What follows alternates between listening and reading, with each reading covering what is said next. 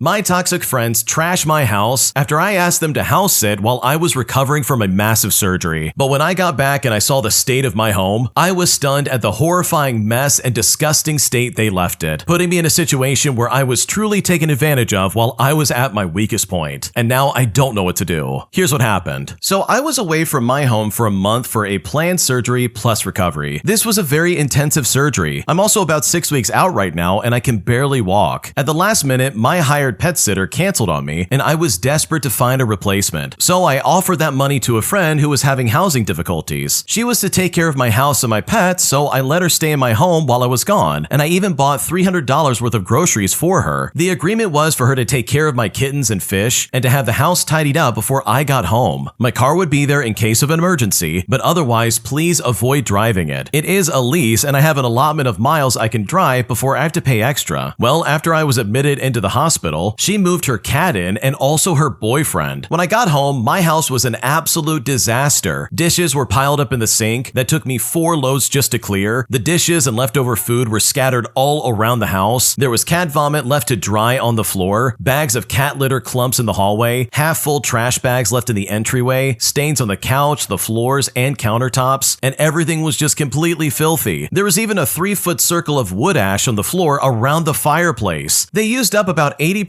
of my winter wood pile, so now I don't have enough wood to last me the rest of winter. So here I am, post-surgery and barely able to walk, scrubbing the floors, doing dishes, taking out the trash, sweeping and mopping and vacuuming, but there's only so much I can physically do before I'm in massive pain. So now, and you probably guessed it, I'm now in massive pain every night since that first night of doing too much, trying to clean up after this person, and it hasn't even been a week. She tried to negotiate with me to stay at my house for several more weeks or longer, just so she could help with the kids and take care of me. But it's like, no, not a chance. But I'm also so weak right now that I had to play it as tactfully as I could. What resulted was her staying an extra 2 days, her useless boyfriend sitting on my couch, eating my food, watching me clean up and not offering to help, whereas she at least cooked food for me like the next day. I then called my 2 best friends, a married couple, and I asked them to come by to ensure that these 2 left my house when the lift arrived to take them home. I told them hours beforehand to pack up and be ready to leave, but they waited until 10 minutes prior to finally start packing, and the Lyft driver had to wait a half hour for them. As they were leaving, the boyfriend was questioning my friend and asking him how long they were staying, but thankfully he gray-rocked with excellence. The boyfriend was all, "I'm just concerned about her and I want to make sure that she has the help that she needs, and I'll be back to help out as much as I can." Well, that jerk did absolutely nothing to help out and made everything way harder on me. As soon as they were gone, my real friend sent me to bed and helped clean up my kitchen and living room, and my kids also helped out. But even with that, I would still end up having to spend time over the next several days cleaning up after them. I still haven't tried to remove the couch stains, but at least my son vacuumed all the crumbs and such out of the cushions and cleaned up the fireplace. But then, to make matters worse, I discovered my car. I had given her permission for 2 non-emergency trips into the city, which was maybe about 30 miles away. She also admitted to using my car a little bit while I was gone, but I was too weak to make a fuss about it. Well, it turns out they drove my car over 1,100 miles. These parasites took absolute advantage of me while I was at my weakest. So today I sent a text requesting they pay me back the 30 cents per mile of unauthorized use, which adds up to about $255. I'll either get some money back for my troubles or I'll scare them away so badly that I'll never have to see them or deal with them ever again. Either way, it's a win for me because these people absolutely suck. Okay, I want to take note of something that someone said in the comments section, but oh my gosh, you had better change your locks like today, because I would not put it past these people to get a copy of your house key. Like, holy crap, these people suck. They really did take advantage of you. Never mind the fact that they ruined your house and they just completely trashed the place, but also they drove your car 1,100 miles. Like, holy crap, did they take a trip around the state and back? Like, what were they doing? So yeah, this is some crazy behavior, and I hope you realize that these people are not your friends, because these are not the actions of people who care about you. These are the actions of people who are selfish and self-centered, and the fact that they would be welcomed back in any way, shape, or form is just laughable and also incredibly insulting. If you like Am I the Jerk, you're probably going to love Am I the Genius. Check it out, link down below in the description. Also, go to amithejerk.com/submit if you would like to submit your own stories. My psycho mom was one of the worst influences I've ever had to deal with growing up. And even now into adulthood, she still treats me like garbage and still yells at me all the time. But after trying to negotiate with her and get through to her in some kind of way, she always falls back into her same routine of screaming at me. And now I really just don't know what to do anymore. Here's what's going on. So I think it's time for me to finally tell some things about her because I feel so overwhelmed and I've been keeping this inside me for so long. And I simply must write it down and put it somewhere or else I will go insane. To start things off, my parents divorced when I was about 12 years old, and I was kind of relieved because my father was very difficult too, but at least he wasn't in my everyday life anymore. I always preferred my mother, but when we started living alone, namely me, my brother, and her, that's when things really began. For some time, we had a babysitter, mostly for my brother, but the majority of the time we were alone and I had to be the parent, which would be okay for me if she didn't literally sabotage me all the time. Now, my little brother did what little kids do. He would just straight up disobey me. But regardless, she told me that I had to make sure he was well fed, did his homework, and had good hygiene. And every time I tried to do any of that, he started being difficult. So I started giving out punishments, like saying I was going to take the TV remote away, or I was going to take the tablet or his phone. But instead, he really wouldn't care about any of that. And if anything, he would be more on guard about his phone. So every time I took any of it, he locked himself in his room and would call mom. In fact, they called on average for an hour, but often even longer, where he complained the entire time and told his side of the story. Then she would call me and immediately start screaming and scolding me. She would say to me, "Who do you think you are? How dare you take things away from him? What gives you the right? You are not a parent." When she calmed down a little bit, I started telling what really happened from both sides, but that always lasted a maximum of 5 minutes, because then she would tell me, "Oh, customers are here. I've got to take care of something. I'll call you later," which, by the way, that rarely ever happened. So he got an hour of her time to tell her how terrible I am. Meanwhile, I barely explained the situation. Then she would question why he has unfinished homework or why he smells bad. And I'm not saying I was better than my brother. I mean, sometimes I started things on purpose as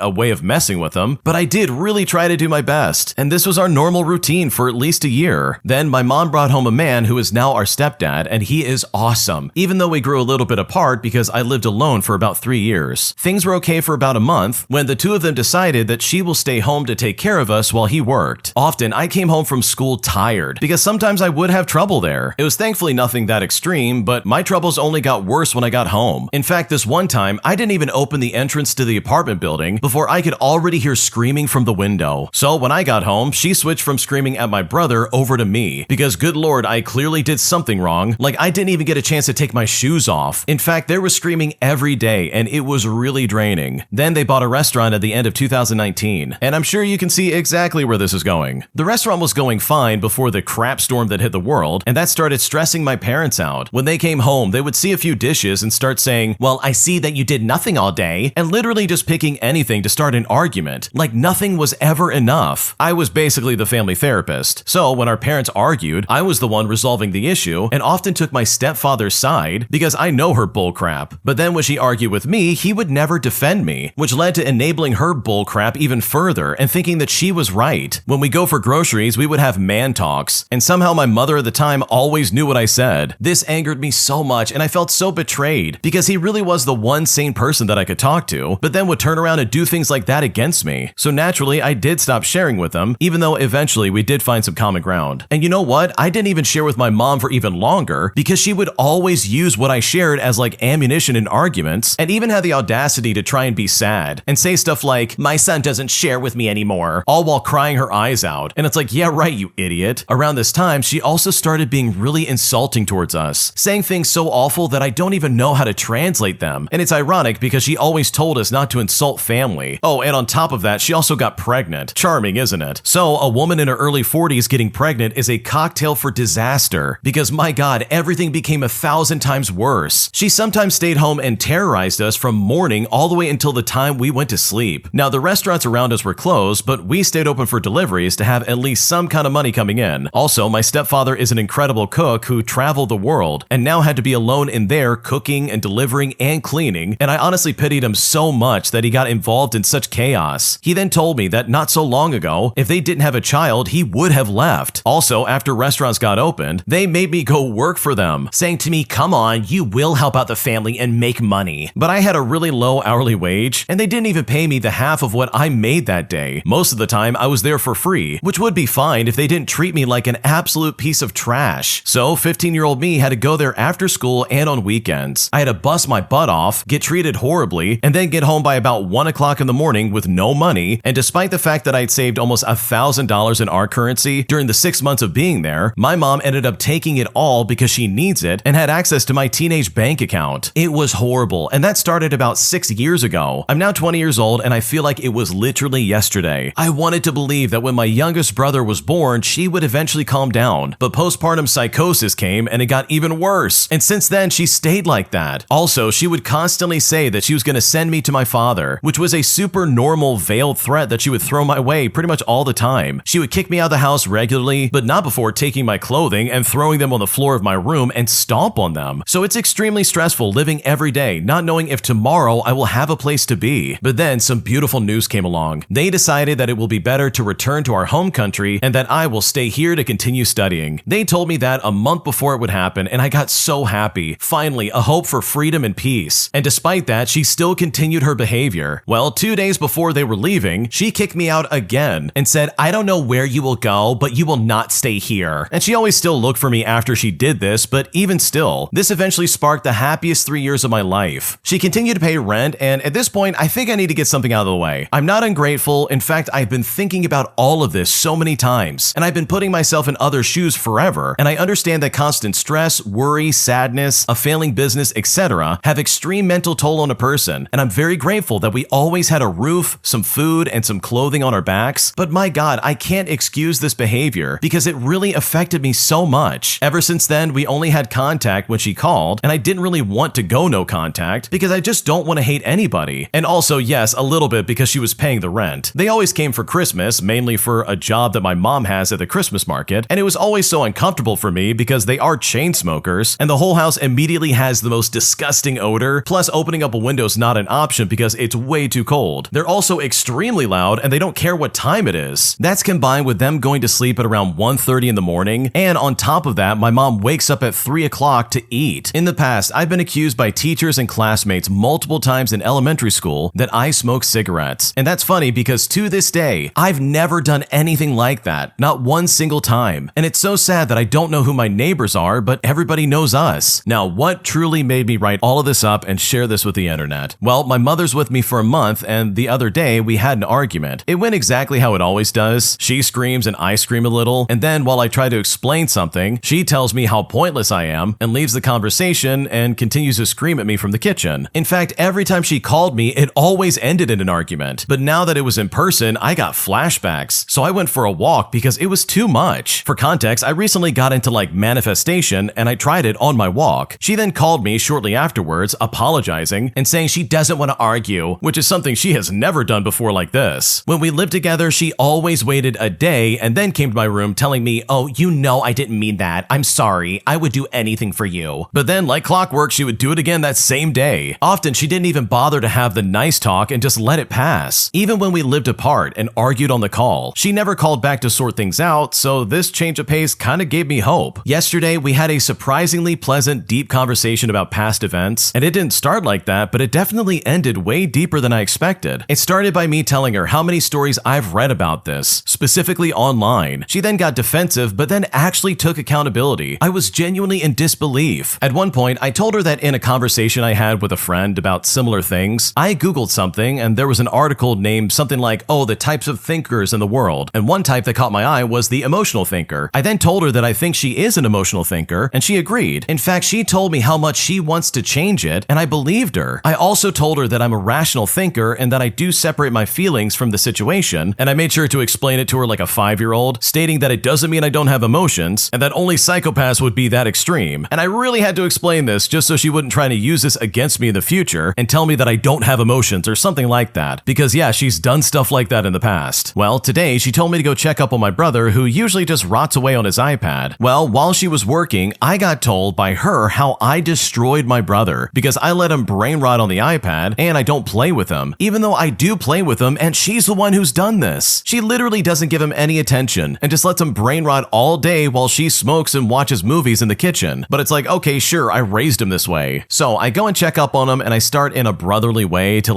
playfully mess with him, but he doesn't like it, so I stopped. And after trying to get his attention and play with him just a little bit, my mom eventually storms into the room and starts screaming at me that I'm torturing him and that I'm just like my father, while also throwing in a bunch of personal insults as well. Now, with all things considered, and especially after the talks we literally just had, I managed to keep it together and I tried to explain the situation, that I was trying to get his attention and see something on the shelf, but she once again just didn't listen like always and instead screamed through my attempts to explain anything. Well, after years of this and after dealing with this for so long, something finally snapped inside of me. I then started screaming at her, and this time I didn't back down, and so did she. Because of that, she insulted me even more and described how much of a horrible person I am, and this got really intense. It was after this that it really made me remember all of the things that I have a problem with when it comes to my mother. She's dumb as rocks, she takes everything personally, even things that just don't even concern her. She can't comprehend something hypothetically. All of her actions and thinking are driven by her emotions. She argues and drives everybody away, but somehow it's always everybody else's fault. And she'll always double back and pretend like she cares, only to then turn around and do the exact same thing over and over again. I told her multiple times that she is the only person in my life that I have a problem communicating with, but she simply refuses to accept anything that I'm saying. If I'm being honest, I'm just done with her. I'm tired and I seriously just don't know what to do. Oh my gosh, this is a doozy because this is describing a very specific circumstance that just sounds like a nightmare. It's moments like this too that make me realize, oh man, I had a great childhood compared to this person. They had a rough go around, whereas I did not have it nearly as bad as they did, which I gotta be honest is really sad. And by the way, I know exactly the kind of person you're talking about here, where they take everything so literally and they don't know how to joke around, and how they literally refuse to take responsibility for any of the actions they make. And if they do take responsibility, it's only for an hour before they start screaming at you all over again. I've dealt with people like this at varying degrees in my life, but man, I've never dealt with it like the original poster has. So I'm truly so sorry that you're still having to deal with this. I know for a fact my first instinct would be like, okay, I gotta move away from these people. This is so not good for my mental health. These people suck. Nothing I do is ever good enough. They're always gonna complain about something. They're always gonna be upset about something I did or didn't do. It is literally never enough, and that is so obnoxious. So hopefully for the original poster, you're able to find some kind of peace in your life, but more specifically, you're able to find peace away from your crazy mother, because what you described is not normal, and I'm so sorry that you have to live through that. Would I be the jerk for screwing over my group project by submitting the assignment early, knowing that they literally contributed nothing, but this would also result in them failing and probably not graduating college? Because right now, I'm kind of on the fence about doing this, and I'm honestly not sure what to do. Here's what's happening. Okay, so I'm in my final year of university, and we have this group project to submit in January. And my group consists of 5 people, including myself. Now, from the very beginning of us starting this group, they have contributed basically nothing. And another group member and I had picked up the work of 3 people. Let's call them Adam, Sam, and Jake for the sake of the story. So now that submission time is near, I'm thinking if I should just submit the group project early without letting them know, which definitely would result in them failing if they don't submit it at the same time. And for reference, we all have to submit individually. Throughout the assignment time frame, I've emailed lecturers and had talks with a group multiple times, but nothing has come of it. No work has been done on their end. What's worse is that in that time frame, we've had weekly stand-up presentations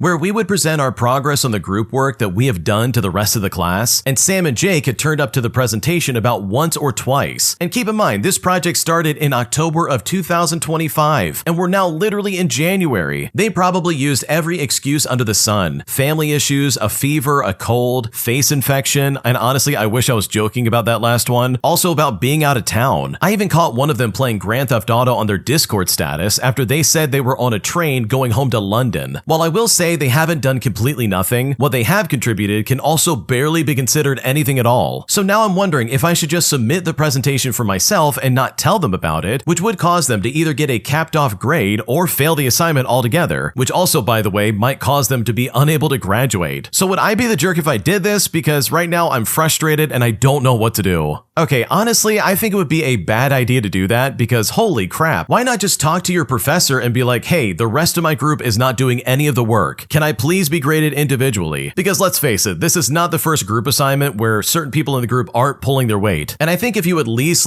tell the professor what's going on and how you feel, you can at least give them a heads up and say, hey, here's what's going on. None of these people have done anything, and then go from there. I would also absolutely talk to Adam, Sam, and Jake one more time and be like, guys, you need to do some work. It can't just be on me and the other person in our group. You're literally not contributing and it's making me go crazy. This is absolutely unacceptable. Because trust me, I get it. They're not pulling their weight and you're frustrated frustrated, but what you're describing is that if they don't get any kind of grade on this assignment, they might fail and not be able to graduate. And that is a serious thing. Like, that is a serious decision you're making there. And if you want to make enemies for life, then sure, go ahead and do that, I guess. But I think there's got to be some kind of mercy rule here or something. Like, I would be trying to figure out what they're doing, or like seeing like, hey, are you even a part of the class anymore? Because there are some serious ramifications that come along with this, especially since you're trying to like submit it before the due date. Apparently the original poster clarified and they said, oh yeah, it's not due till the 20th. And when you compare this to when the post was made, it does give them like a few days to get their act together. So yeah, I think you would be the jerk by submitting this early and being like, oh well, too bad. Looks like you're gonna fail, because that is a train wreck that I'm telling you, you don't want to deal with. And I really think reaching out to them one last time, as well as your professor, and explaining exactly what's going on would be better for you in the long run than trying to get back at them by submitting it early, because I really think that's going to end poorly and it's just not going to go the way you're thinking.